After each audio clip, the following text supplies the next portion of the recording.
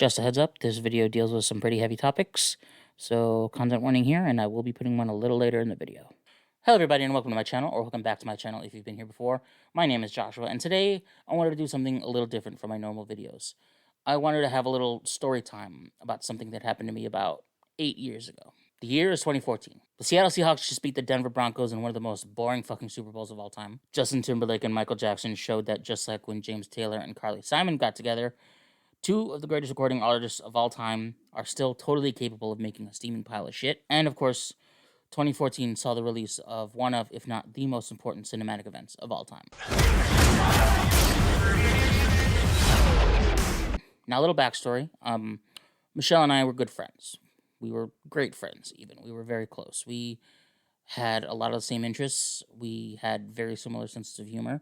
I even asked her out at one point. She rejected me, but I wasn't the kind of asshole who would be rejected by someone and then just drop them because they weren't romantically interested in me. So we remained friends. And everything was fine in their friendship until I started noticing a pattern. And the pattern was whenever she was single, we were close. We were very close. Talk on the phone every day, text all the time, and we would hang out, if not every day, then at least every other day. But when she was with someone, it was completely different. And I don't mean completely different like, oh, we wouldn't talk all the time and it sucked. I mean, she would go radio silent. And yeah, it sucked, but I've always been the kind of friend that says, look, if you gotta step away from this friendship for whatever reason, life gets in the way, shit happens, by all means, do it. Take care of what you gotta take care of. I'll be here whenever you need me, and we can just pick right up where we left off. Unless you fuck me over in some way, like you steal money from me or you eat my last fudgesicle. Kyle. So her going radio silent wasn't really that big of a deal. Plus, I get that some guys might be weirded out if their girlfriend's closest friend was a guy. Um, is it incredibly insecure of them? Sure. But that's not my relationship to start shit in, so I just took a step back. So this pattern repeated itself a couple times until she met this one guy in particular. Now, I didn't know anything about him, and as a matter of fact, I didn't really know anything about any of the guys she was with. She kind of made it a point to not introduce me to any of them, which in hindsight might have been a bit of a red flag. But she met this guy and went radio silent longer than she ever had before, which again sucks, but when she needs me, if she wants, I'm here. We can pick right up where we left off, no problem. So she went radio silent for 4 months. Till one night, I get a text from her asking if I'm home. I say yes. She says she's coming over. Well, shit, I guess she's coming over. Now, at this time, I was kind of in the throes of a pretty deep depression. My relationship, my last relationship had ended about 3 months prior to this, and I've just been kind of wallowing in self pity and self loathing, like you do. So when she said she was coming over, I was kind of scrambling to clean up the depression stacks of pizza boxes and soda bottles around my apartment. So I get a knock on my door. I open it, it's her, and she screams, "Hey!" loudly and throws her arms around me. Now, I wasn't sure at first, but I could have sworn I caught a whiff of something before her perfume hit me. Then she looks at me and says, "I miss you," and pushes past me into the apartment. As she does this, I get fucking falcon punched by alcohol. So I stop her and I ask her if she's drunk. She says no, she's just buzzed. Now, mind you, to get from her place to mine, it's at least a 15-minute drive through the heart of Chicago, so that's fun. Anyway, I think to myself, she's here, she's safe, and I look out my window to see her car, and there's no visible damage, so as far as I can tell, she didn't hit anything, she didn't murder anyone. She's an asshole, I'll yell at her later. So we hang out on my couch and we start talking. She starts telling me everything that happened between her and this guy. She just goes on and vents, and I let her because she's very clearly torn up about this. But while she's doing this, I notice two things. One, I notice that she's slurring her words more, which my brilliant detective skills tell me that she probably drank a lot in a very short amount of time and then tried to beat the clock to get to my place before she got too drunk. And two, she's getting closer to me. When we first started talking, there was a pretty decent sized gap in between us. But now I look down and her leg is over mine, and her hand, when not gesturing, is kind of caressing my arm that's on the back of the couch like this. But she smashed, so I just ignore it. Now, we've been talking for so long that I have to use the bathroom. Now, me being a depressed, lactose intolerant having boy who had a large pizza with extra cheese on it for dinner, um, knew it was going to take a little while. So I go to the bathroom, and when I come back out, she's knocked out. She's just snoring away on the couch. So I set her up on the couch, go to my room, turn on my TV, lay down on my bed, and fall asleep. I don't know how long I was asleep, but I was slowly jostled awake. And I was trying to gather my senses, but all I could really notice was the glow of the TV and just something happening. As I slowly came to, I realized that Michelle was now on top of me. Because this night in 2014, my friend Michelle sexually assaulted me. From here on out, I will be talking about my experience that night. If you feel like you cannot join me for the rest of this video, I completely understand. Thank you for watching this far, and I'll see you in the next video. By the way, any mention of what happened from here until the end of the video will be referred to as SA, just for algorithm's sake. So let's get back into it. After I noticed she was on top of me, I also noticed that I couldn't really breathe very well because she was A, kissing me rather aggressively, and B, I was just getting bombarded with tidal waves of alcohol and whatever shitty perfume she decided to dunk herself in to like mask the boozy smell. But I managed to separate us for a second, just long enough for me to ask, what the fuck is going on? And she just ignored me. She just kept muttering, I need you, please. I need you now. And I held her off and was just like, hey, you don't want to do this. You've had a shitty week. Let's get you back to bed. And then tomorrow we can wake up and we'll go blow off steam somehow. But she ignored me. And it was at this point when things started getting a little mean, I guess, for lack of a better word. Now, I'm sure at some point in our friendship we had had a conversation about things that get us in the mood, so to speak, whether it be like hair pulling, ear nibbling, or big game hunting, like normal things like that. What? So, seeing as she knew my spots, and I was shutting down her kissing me, she started attacking those. And it was here when I very clearly said, no, stop. But she kept going and then hit me with the fucking Lennox Lewis 1-2 combo of, I know you've been lonely since girl A broke up with you. And then, don't you think I'm pretty? Which is obviously a trick fucking question. You say yes, and it's followed up with, well, why won't you sleep with me? You say no, and you're guilted into walking back your response because now you think she's ugly. Then she gets off the bed and stands in the middle of my room in the glow of my TV and takes everything off. And she asks me again, don't you think I'm pretty? And then she adds, you did ask me out before, so I think I know the answer. Now, here's the thing, she was pretty. She was gorgeous.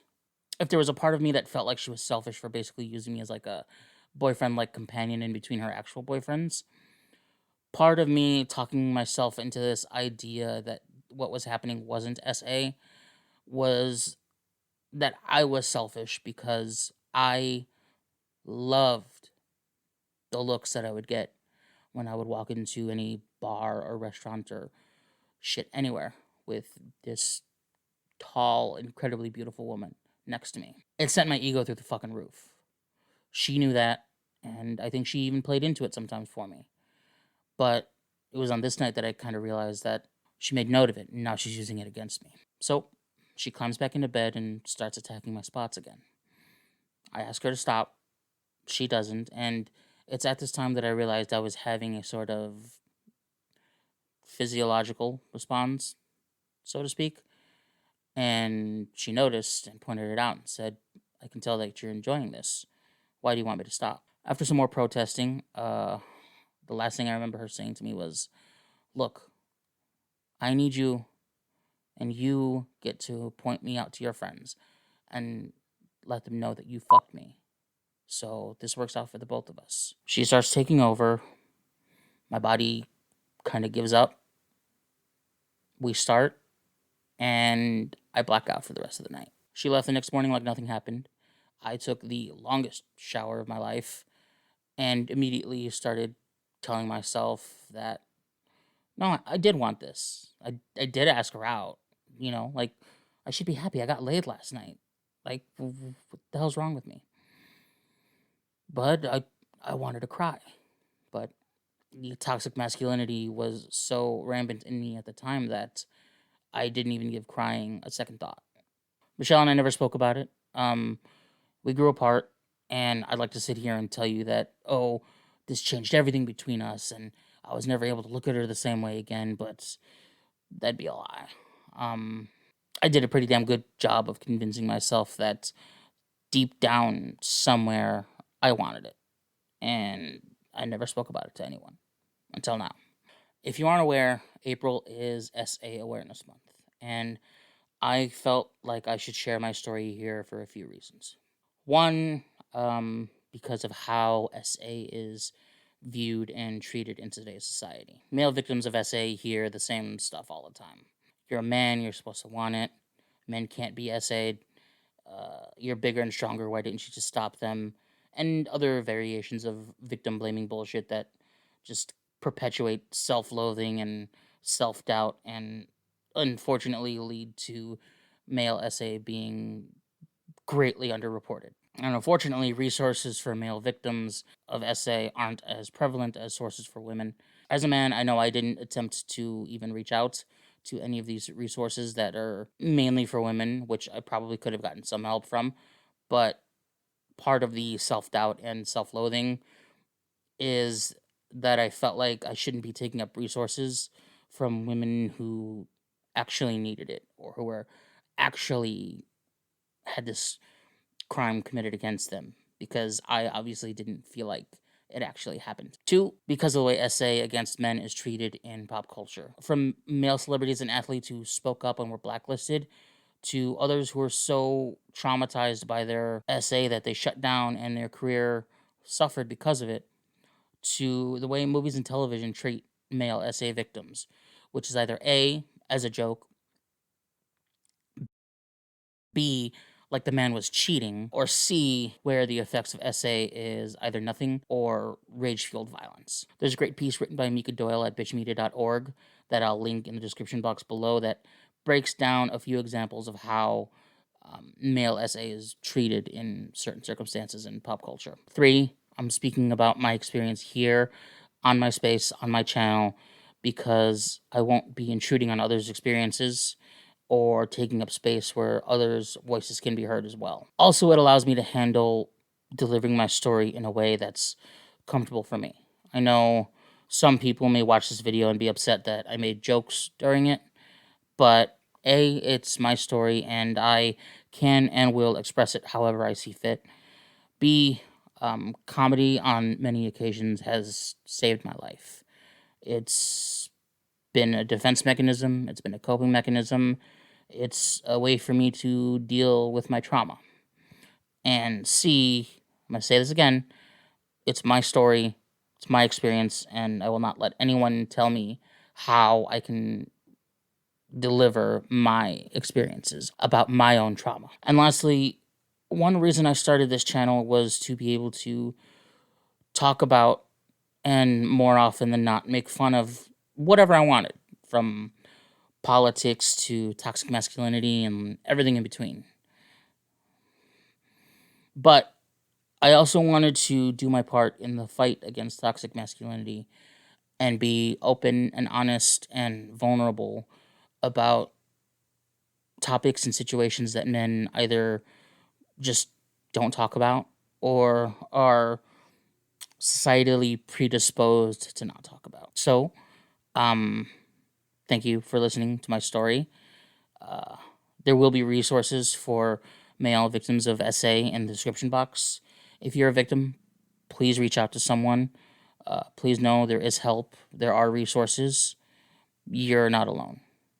I felt like I was, and I felt like I had no one I could talk to. Um, that's not the truth. You're not alone. There's other men like me who are willing to take the time and talk to you and help you deal with whatever you got to deal with. But that's all for today's video. It feels weird kind of putting in a call to action for subs or likes, but if you'd like to do either, that's greatly appreciated. It does help in the algorithm and Maybe we'll help this video get to another man who needs to see it. Also, all the other relevant links will be in the description box below, social media, Patreon, stuff like that. I promise we'll get back to our normal videos next week. But that's really all I have for today's video. Again, thank you for listening to me, and I'll see you guys in the next video. Bye.